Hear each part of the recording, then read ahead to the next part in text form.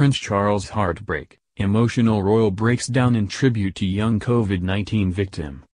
Prince Charles has revealed that he was left heartbroken by the tragic story of a healthy teen who died on his own after suffering from coronavirus. Prince Charles shared his own personal anguish in a message to mark the start of the holy Muslim month of Ramadan. In his video message to the British Muslim community, the Prince of Wales praised their sacrifice in staving off the coronavirus pandemic and their service as NHS frontline staff or in other roles as key workers. The video took an emotional turn when Charles mentioned that he had been left heartbroken this week after hearing about the tragic story of 13-year-old Ismail Mohammed Abdul Wahab, who died alone after contracting COVID-19. The otherwise healthy teenage boy from Brixton, London, is thought to have been the first child in the UK to die after testing positive for COVID-19. He was admitted to London's King's College Hospital on March 26 and tested positive for coronavirus the following day.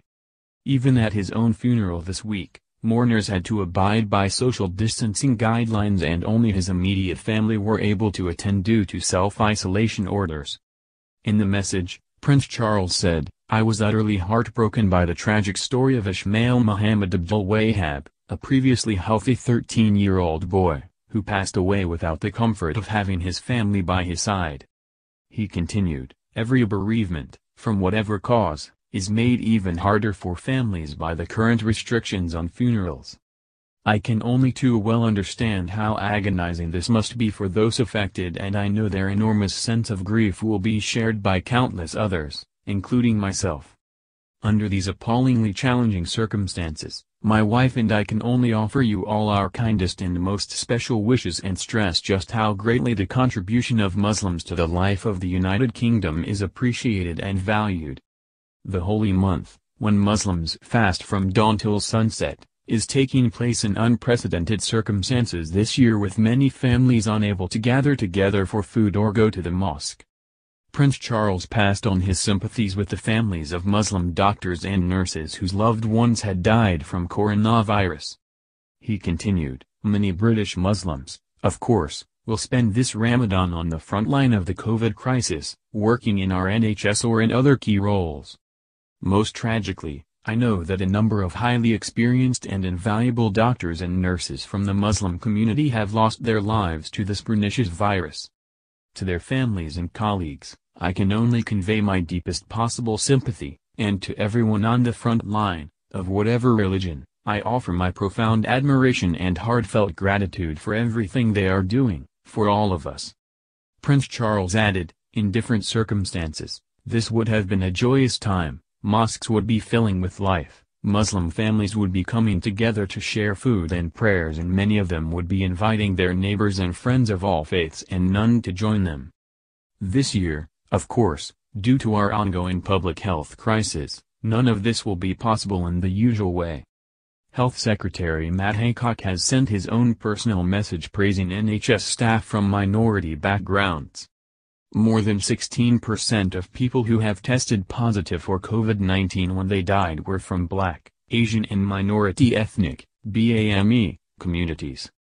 Mr. Hancock also introduced new procedures around funerals so we can limit the risk of infection while wherever possible giving people's closest loved ones the chance to say goodbye. Charles chokes up in tribute to coronavirus victim. Prince Charles has choked up during a video where he paid tribute to a teenager who died from coronavirus. The Prince of Wales took to social media to post the video to address the start of the holy Muslim month of Ramadan. The clip took a tear-jerking turn when the 71-year-old royal, who recently recovered from COVID-19, discussed the tragic story of 13-year-old Ismail Mohammed Abdul Wahab, who died alone after contracting the deadly virus. "I was utterly heartbroken by the tragic story of Ismail Mohammed Abdul Wahab, a previously healthy 13-year-old boy, who passed away without the comfort of having his family by his side," said Charles. He continued, "Every bereavement, from whatever cause, is made even harder for families by the current restrictions on funerals. I can only too well understand how agonizing this must be for those affected, and I know their enormous sense of grief will be shared by countless others, including myself. Under these appallingly challenging circumstances, my wife and I can only offer you all our kindest and most special wishes and stress just how greatly the contribution of Muslims to the life of the United Kingdom is appreciated and valued. Charles was recently given the all-clear from health experts after spending 7 days in self-isolation after contracting the virus. Having consulted with his doctor, the Prince of Wales is now out of self-isolation, a Clarence House spokesperson reportedly confirmed at the time. The royal reportedly suffered a mild case of the virus, while his wife Camilla tested negative.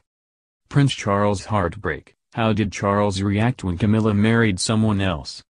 Prince Charles and Camilla, Duchess of Cornwall, recently celebrated their 15th wedding anniversary, but their road to marital bliss was far from straightforward. Here's how Prince Charles reacted when Camilla married someone else, a royal biographer has claimed. Prince Charles, 71, and Camilla, Duchess of Cornwall, 72, tied the knot on April 2005, decades after they first met. Charles and Camilla dated for a stint in the early 1970s when Camilla's on-off boyfriend Andrew Parker Bowles was away from Britain with the army. While Prince Charles was said to be besotted with Camilla from the start, he was not ready to propose to her after a year, and they were separated in 1973 when Charles embarked on a tour of the Caribbean as part of his naval training. Charles's departure coincided with Andrew Parker Bowles' return to the country, and he and Camilla announced their engagement soon afterwards. Writing in Vanity Fair in 2005, royal expert Bob Colasillo claimed Prince Charles was shocked by the news. Mr. Colasillo wrote, "By the fall of 1972, Charles was completely taken with Camilla, but evidently not ready to take the giant step of asking her to commit to a royal marriage." He added, he was also due to depart on an 8-month tour of duty in the Caribbean at the beginning of the new year. That spring Charles, who had been faithfully writing to Camilla and receiving reassuring replies, received a double shock. Princess Anne was going to marry Captain Mark Phillips, and her sometime beau, Andrew Parker Bowles, had finally proposed to Camilla, who had accepted. Mr. Colasillo added, Charles was at a loss to understand how Camilla could so abruptly put aside what he described in a letter as such a blissful, peaceful and mutually happy relationship. To make matters worse, while Charles languished in the West Indies, his first true love and erstwhile rival were united in what the papers called the wedding of the year. While some royal experts believe Camilla was set on marrying Andrew from the start, one biographer has claimed their engagement announcement was forced by Camilla's father and Andrew's brother. In her Prince Charles biography, author Sally Bedell-Smith accused Camilla's father of conspiring with Andrew Parker Bowles' brother to end her relationship with Charles at that time.